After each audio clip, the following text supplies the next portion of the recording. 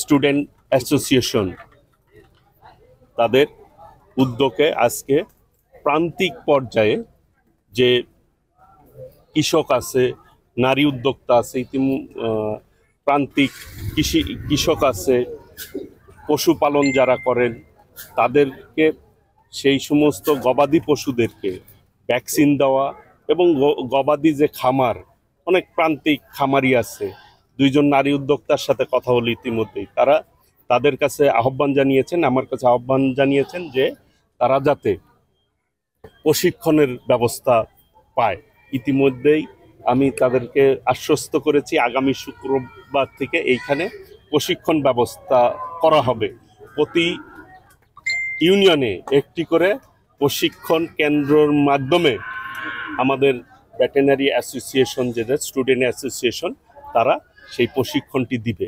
তারা একটি উদ্যোগ নিয়েছে, আমার কাছে গিয়েছিল যে আমরা ভেটেরিনারি ছাত্র ফোরাম যেটি আছে, তারা উদ্যোগী হয়ে প্রান্তিক কৃষকদেরকে তারা সহযোগিতা করতে চায়, খামারিদেরকে সহযোগিতা করতে চায়। আজকে এইখানে গরু, ছাগল, বিড়ালের ভ্যাকসিন উদ্বোধন করলাম।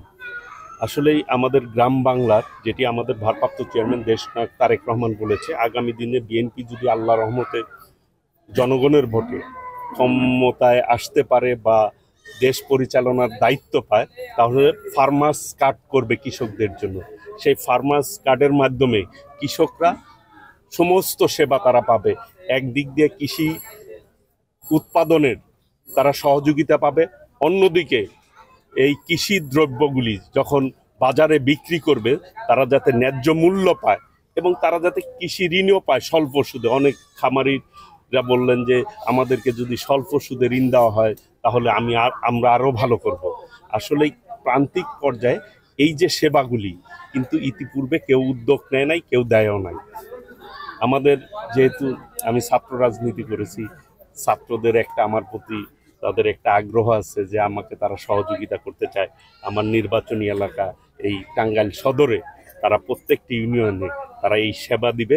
আজকে তারা শুরু করলো, আশা করি এই সেবা তাদের অব্যাহত থাকবে।